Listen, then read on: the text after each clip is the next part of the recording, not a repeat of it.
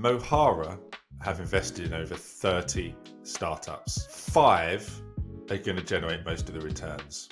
Today, we are going to talk about what the founders of those 5 startups do that has helped them build growing, successful startups. All right, so we've got 5 things, and we're going to talk through them. Let's get straight into it, Rich. And we are going to name drop some people here, are we, or no? We're definitely going to name drop. We'll probably name drop towards the end. I think we should go through the 4 or 5 things that are kind of recognised, that are consistent, and then we can... Can we not name drop as we go? Because I think hanging it off of people and stories you is want me great. Okay, you want me to like name... I've got to pick appropriate people for each one. Okay, let's see. I'll let you riff it. Let's start with number 1.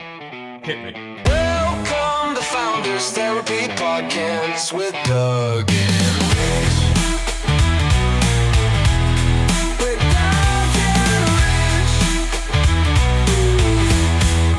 Rich. Okay, so these 5 traits, I'm sure everybody's kind of may have seen them before, but there are certain ones that we definitely see that's really, really strong. So the first one is deep sector expertise. So we're a co-founded venture studio. That means we don't originate the ideas in-house. We work with founders that understand their sector, understand the opportunity, and then want to be able to go and disrupt or do something inside of that space. So these founders, they're not guessing about what they want to be doing. They've got a little bit of an unfair advantage because they've seen the problems, they've seen the industry, and they know what's working deep inside of that sector. Can I get an example, Rich? I think Michelle Golding experienced this is a really interesting one. So she worked in Diageo for, I would imagine, over 5 years. And she built a tool that works on their, I guess it's productivity logistics workflow for what they do for their activations. So she saw an acute problem with inside of Diageo and the drinks industry about how do they activate in terms of marketing, like a Guinness truck at the rugby or Tanqueray trolley at Wimbledon.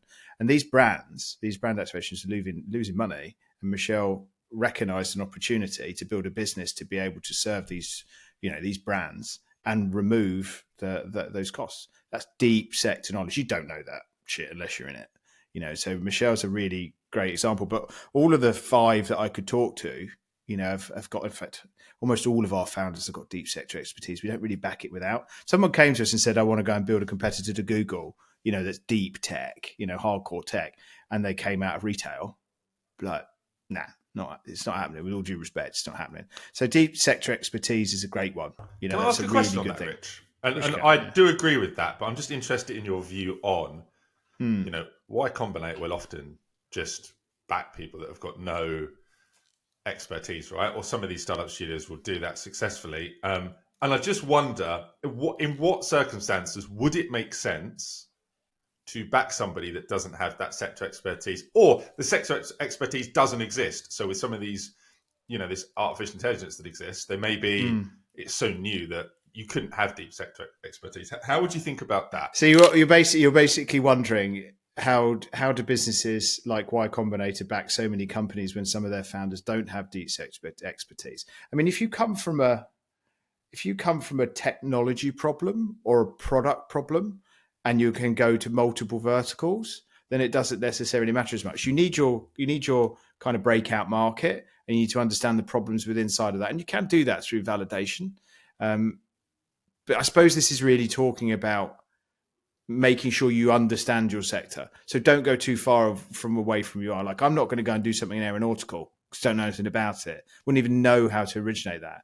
But I can design an AI product, and I've sent you many over the last few weeks, that I think could go multi-sector.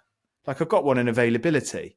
What do I know about availability and productivity and booking restaurant tables? I don't, but I know the product and I can see the problem in society. So I think there are some variances to it. But at the end, I've got a question for you, Rich, actually, that you've made me think of. I'll save it though. But yeah, okay, that's awesome. Deep sector, completely agree that nuance that you have. All right, can we go number 2? Yeah, consistent validation. I think loads of founders get a little bit of inclination or validation from like a wait list. I've got 300 people on my wait list. I'm ready to go. I've raised a little bit of friends and family money. I'm building it. But then they don't consistently go and talk to their market. They think that little beachhead can be enough to go and grow a company out of. So always consistently validate, always search for things you shouldn't be doing. Because I think a lot of founders And we encourage them to talk to us because they live in an echo chamber a bit. Invariably, they're small founding teams. There's a lot of amplification of the ideas in the business, and they don't go and consistently validate those theories with their customers. And have you got a founder that just actually does that a lot? Because this is one of the things that people say you should do. You obviously should do it, but pretty much everyone doesn't do it enough. Like, is there anyone that actually does this? Have we got any stories that people have like knocking on doors or doing something really extreme? Good. Yeah, I mean, maybe not knocking on doors as such, but Ollie Cook from Echo. So Echo started as a payments card in the sustainability space. So when you make a transaction, some positive effect like planting a tree, recycling, etc. Consistently stayed to the market, consistently spoke to his B2B customers and his B2C customers, and recognised an avenue to move towards supporting actual payment providers.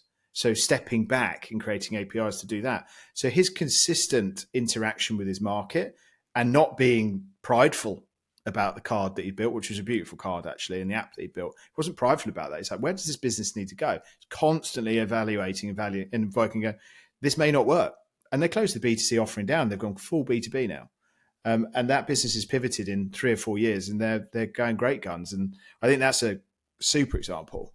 Ollie did a really good job of that, of figuring out where to go. Cool. All right. Number 3. This is said loads of times, but I think it's slightly nuanced. There is perseverance and grit, right? People talk about that a tremendous amount, but I think there's also the long-term thinking.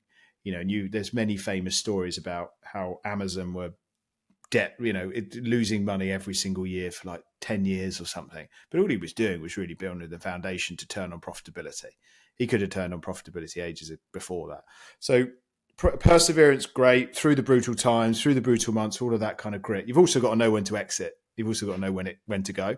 But assuming that you have got that long-term thinking, you're getting your consistent validation, being able to stick to something and stay the course without having to either wobble on your kind of conviction, I guess, because your validation should provide conviction that you just need to be able to open up this market. You just need to be able to do that. So not chopping and changing. And I've seen a few founders go after 6 weeks, oh, it's not working, we've got to pivot. It's not working, we haven't got market fit, we've got to pivot. After like 6 weeks, you got to consistently go at stuff, and you've got to have that perseverance and grit because it's hardcore. Have you noticed anything? You've invested in 30 plus, but you've met hundreds, if not thousands. Thousands probably. A way to determine that up front? It's hard to know.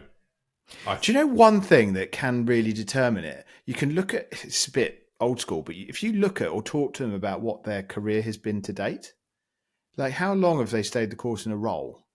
Can you ask them, how much do they chop and change the idea and the positioning when you're actually talking to them about over a 6-month period while you're maybe courting a little bit? You can begin to pick up on signs of when people they know if they wob. It's a really interesting thing because it's human psychology, right? You've got to be able to read people to understand it and do your best bet to understand whether they've got that determination. You've got to look at what they're willing to put in themselves around the perseverance. Are they willing to take that lower salary? Are they willing to kind of dig in? Are they working the hours that you need to work to be effective to get things off the ground? Are they doing things themselves, or are they expecting others to do them for them? I mean, the advent of AI for us has seen an influx of people that have come to us with a really patchy POC, but it's a POC. They went and learnt it, and they went and grinded it out in Lovable or V0, and they demonstrated that they've got that ability to go and get stuck in. And I think that plays into perseverance. The long-term thinking is, I mean, it really comes down to you've got to be able to judge the human being. You've got to be able to see their vision and again see if they're committed to it and how they can validate against what that long-term thinking is. Do you know what I think is a good way of doing it? We've spoken about this before, but Tom Brady, the NFL quarterback, one of the probably the most successful in history, 7 Super Bowls. When he was at the start of his career, he was totally written off, out of shape, couldn't throw it far enough, weak. And he went on and was successful. And one of the things that I've picked up from him, he is obsessively organized. In his office at home, he has, every game he's ever played, all the game tapes, all the opposition, all of this data, and he has it in his little folders. And I've noticed at Marketing Pros, where we're trying to pick winners in a different way, people that are very organised tend also to have grit and perseverance. And I don't know why it is, but that's definitely a link that I've noticed. And I wonder hard to determine that early, but if you can. But I think it's that attribution and that wanting to work hard, wanting to be organised, wanting to do the best that you can do. And to do that, you've got to have your life in order, invariably. There's just to touch on anecdote on football. Forest have got a midfielder in the centre of the park called Ryan Yates. Every opposing team hates him. He's loved and adored by the Forest fans. He joined at age 5, right? He had a really tough time. He's the only player, I think, playing today that scored in every single level of English football. So level 2, League 1, League and Championship and Premier League. And he was slammed because he's not the most naturally gifted player, but he has worked relentlessly on being what he can be. It's famous for how he lives his life, how he structures his day. And then now he's like captain. He's captain of Forest in the Premier League. And he's not good enough to play League 1. He's not good enough to play League 2. And he's done exactly that. Just dedicated his life, stayed structured, trained in the right way, mentally strong, worked through it. Like he was off social media for the first 5 years of his career. Didn't want to know about it. How many football players do you know that aren't on social media? So I'm not going to do it. He only joined it when Forest got to the Premier League. And I can understand why, because it's an amazing moment for him, having joined the club at 5. But yeah, agree. Moving on. It reminds me a little bit. I was watching one of Bartlett's podcasts. He was interviewing a guy. I can't remember the name of it. It was Moment 205 or Moment 206. It came out pretty recently. And this guy was talking about discipline. And he was talking about do something today that is for your future self. So, get everything ready in your kitchen for the morning so your future self can kind of come in and the coffee is there. So don't live for you now, live for that future self. And like someone like Yates is just the embodiment of that. It'd be fun to go on social media, scroll through Instagram, go for a night out, whatever. But these people just say, no, I'm going to do difficult, hard stuff every single day.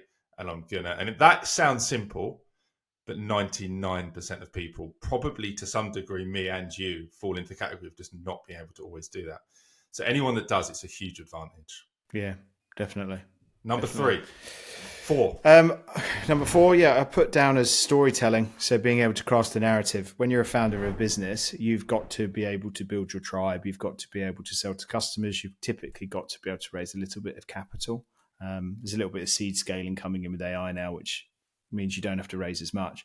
But you've got to get people to believe. And I think great storytellers have have put themselves in the position to give them the opportunity to succeed. And I think the ones that can't do that just don't get anywhere. So being able to understand what storytelling means for a founder, understanding how to craft a narrative and to have people come on that journey with you. You're essentially depicting the future of something before it exists. Who's the best, Rich? Who's the best storyteller you've invested in? I mean, we've got quite of probably the 20 investments that are still live, they're all invariably pretty good storytellers. I think Brad Bigelow from Acolyte Health is a great storyteller. He's got a tremendous origin story for why he started that company. He was sick, care that he got wasn't good enough, and therefore he went on this, it's mission driven to be able to change how initially patient engagement and now clinical medical training is taking place. It's got a real good origin story. And I remember when I first met Brad, I was like, fuck, I want to be in this business. I want to be working with this chap. He's a really good storyteller. He is very good at that. And I've met a number of people like that, but Brad is, one that comes to mind of someone that is, that's really good. I mean, when we worked with, it's a long time ago now, it's 12 years ago, we worked with Aaron Gelbard from Bloom and Wild, just when he was starting out with Ben Stanaway, who actually went on to found Moneybox. Worked with Aaron for about a year and a bit. I remember a similar thing with him, meeting him first, and we had lunch or something. It's like, this is what I want to do. I've seen it here, but nowhere near as what it could be. And this is how we're going to go and create it. And he's gone on to build a very successful company in Bloom and Wild. Always knew what he wanted to do. Always knew how to bring people on that journey with him. And I've said this a few times to him and online before. It's great really interesting founder that knew what he wanted to do, constantly validated, knew how to craft a narrative. Is there a difference between a storyteller who's got substance and somebody that's just good at telling stories? How the fuck do you know the difference? I think you know the difference through challenge and communication, conversation. You know, you can. So this isn't when I talk about crafting a narrative. It's not just like reading a bedtime story where they talk for 2 or 3 minutes. Of course, that can be very evocative and that can be very like whoa. But you find out more about it when you actually go into talk to them about what kind of company they're going to grow, what kind of people are they going to do, what kind of competitors are they taking on, because you've got loads of angles when you're assessing an investment, you're assessing a founder, right? Things that you want to go through. Our kind of DD process is a bit like, I guess, a mix of angel, mix of VC, borrow bits from all over the place. And you can ask lots of questions around timing, team, reason, or why, how, you know, what's the purpose, and all of those narratives and the different ways they attack those narratives or solve those narratives or storytell around those narratives gives a complex but kind of really interesting picture of them as a founder. And I mean, you know, one that's great at the minute, which I haven't spoken about, the 3 founders of Verify. So this is a transcription business coming out of Canada. And when I first met the 2 founders, they're both ex-police officers. Their understanding of their why and the sector expertise is superb. But the storytelling of why this product and this business needs to exist is crazy, like crazy. And I was just like, wow, this is great. And I spoke to them for 2 or 3 hours across like 2 or 3 weeks. And I was like, I've got to work with these guys. And to this day, it's great. They're fantastic communicators. They understand storytelling. And they is actually... that the one, Rich? Is that the police transcription business? Yeah. It's basically end to end, everything from body cam through to court. Yeah. It just automates all the evidence, basically, the evidence gathering. It's where it will, yeah. So we've got a patent pending, or soon to be patent pending product called Redacted, which is the product that's coming out of Verify. A very exciting company. And have you got stake in that, or are you just doing it on? Yeah, no, they're a venture. So we've just gone through kind of MVP plus. We're in a capital raise cycle now for them. Should we not get those guys? Should come on the pod. I've spoken to them as well. I remember Ben. I wanted me to chat to them about some marketing stuff. We should get them on. Yeah, they'd be great. They're great guys. They understand their sector deeply. They understand the problem, and the problem's incredible. Like, you don't expect the problem to still be there in 2025. It's mad. I remember. I felt the same, actually. It would be quite good to have them on the pod and just say, "Look, tell us about I'm your sure business." They'd love to do that. Yeah, they would. And just as almost like an episode on storytelling, like, you guys are fucking killer at storytelling. Can you just tell this story so people can just see what good storytelling looks like instead of listening to Rich just droning on about it? That's perfect. Number 5, Rich. Number 5. The last one, I think, and this is a key one, like, founders have got to be passionate about business. And I mean business as a construct. I don't mean like the topic or the sector they're going into. Like, I'm passionate about sport. I want to go and do a sports startup. You've got to be passionate about business. So that's metrics, numbers, finance, operations, sales and marketing, all of those things. Every single one of those pillars or those legs of a tripod or whatever is a challenge. And as a founder, you've got to have good understanding of all of them. Therefore, you've got to be passionate about business. And I think if you're not, and you're just passionate about, the product, get other people around you that are passionate about the business, because that's a key critical thing. And there's certainly things that I'm not as passionate about. I love the growth side of it. I love the investments. I love the founders. I love all of that. I've not been necessarily as good at the operations. And that's where Ben's exceptionally strong. Ben's a very good operator, very good from a finance perspective, very good from a product perspective with his experience now, as am I and the rest of the team. So we work really well as a pair of founders because we complement each other. But as an early stage founder on your own, like I did, Dad took finance for me, admittedly. You have to know everything, and you have to be kind of driven and passionate about business. I think that's a critical thing that people don't see.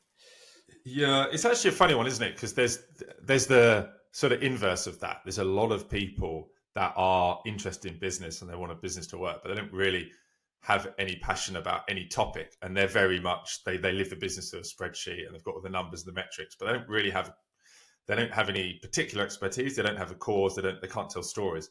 And those people are also generally don't do well. You kind of need both, don't you? You need both people or both skills wrapped in the same person. Yeah.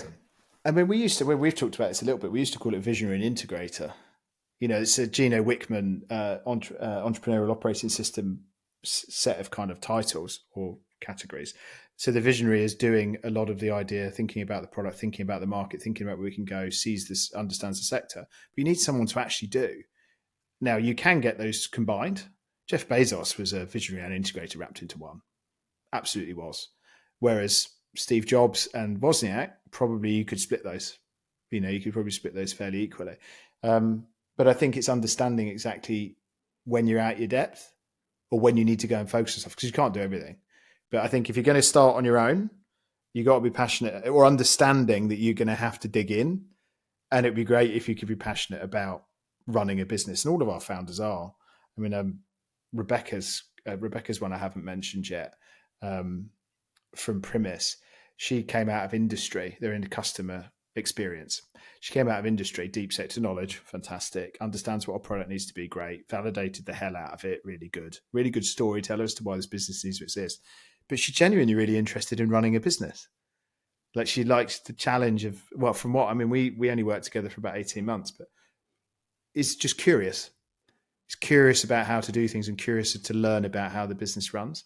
And I must admit, all of our founders have got that. And it's definitely something we look for, because it isn't playtime, right? Do you know what we need to do this year? I would love to do this. Let's make a note to get those verified guys on the pod. I think we get at least one of them on, probably one. If it's two, it'll be a bit hardcore, but we could. The second thing I think it would be so good if we could launch something this year and then just do that live in real time. That's a maybe. I've got an idea. Do you want to hear it? Mm-hmm. I don't think you're going to love this. Isn't your wheelhouse, especially, but I think it could be. Give me a chance. Coal mining. It's closer to that than what I think, than AI. So basically, I think there is a huge opportunity in where I live, Southend. It's a city. You've got 150,000 people. Okay. I think it's a huge opportunity in window cleaning. Mm-hmm. All of the incumbents, there's no one that owns the market. All of the incumbents are very, very expensive, very poor quality. Yeah.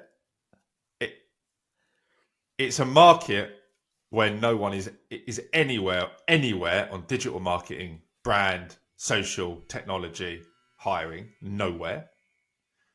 I think if you could come in and take 20, 10, 15, whatever, a chunk of the Southend window cleaning, recurring income, high margin, by the way, fucking market, I think you'd have you could have £1 million turnover business, just residential, on your hands. Why wouldn't we do that? Why wouldn't we take a little slice of money, get a general manager, build a brand, layer in some really good quality technology, some really good quality digital marketing, and just own Southend or Nottingham? I'd do Southend because it's by the sea. The windows are dirtier. There you go. You've added significant value already. I grew up in Brighton. filthy windows. Seagulls shitting on them. Yeah, but it's like the evolution of an industry, isn't it? It just takes one person to kind of grab hold to something in a certain region and be able to make it. Like, there's a company called Dino Rod. You ever heard of them? I have. Right. They were born in a town called Peacehaven, which is down the road from where I grew up. They painted their little drain shit cleaning vans orange. Yeah. It provided great service. And then they exited like 10 years later. I can't actually remember the story of it, but they were originated very close to where I was. But that was it. They professionalized drain cleaning and they smashed it, made a fortune. Yeah. And we could come up with a fun brand, Window Wizards, and like all of the guys that we have go around to the girls going around and doing the window cleaning have like wizards hats on with like little there's a cape on the van. What do you think? Yeah, I mean, I think you might struggle to recruit. Hi, Dave or Sarah, do you want to come and be the window cleaner? This is how we pay. This is the structure. This is your profit share or the rest of it. Catch, you got to dress like Gandalf. Do you know what I'm going to do this weekend? Well, no. Dress up like a wizard and wash your windows? I'm not going to dress up like a wizard, but I'm going to buy some of the kit to wash the windows in my house because they're fucking dirty. because we're by the sea, to see how easy it is, how long it takes, because the quotes that I'm getting are wild for what I think it is. And so I'm going to have a go. I'm going to get my hands dirty. As you say, Rich, I'm going to get some sector knowledge by doing my own windows first. If next week I think this is a goer, you'd explore this with me, wouldn't you? I mean, we pay our window guy. I think he's like 50, 55 quid a pop. I mean, we do have like 14 windows. But how long does that take him? He's not here very long, to be honest. He bangs around a bit. And the windows, honestly, they're full of cobwebs. Yeah, exactly. It's a joke. Yeah. It's really hard to find good people. I do not believe that it's difficult. I'm just working with ChatGPT to find some really good kit. You can get some fucking good like guns and shit. I think off now. Just sack off Marketing Pros, sack off all of your experience in your successful business there, bin it off, wait for November to come around and get some window cleaning in Southend. 40-mile-an-hour gusts, dark, dank. Sammy's in the van with you. You're eating a Cornish pasty. You're like, oh yeah, that really good business I remember. Yeah, it's tough. Right. I'll do excellent the segue. I'll do the outro. We're going to do Mohara today, and we're just going to say, look, if you are a startup founder and you are thinking about resourcing, how do I go from A to B? Who's going to be a partner that's going to really bring this to life? You want somebody that has been in the trenches, don't you? Somebody that has taken hard days in the cold, in the trenches, under fire, that knows how it works, and that is Mohara. If you're a founder, I would strongly recommend speaking to them. It's a really good solution to get the right people helping you build that product, because that's what you need. Rich, I'll see you next week. Really enjoyed that episode. Really enjoyed your insights. Thank you very much. Magic.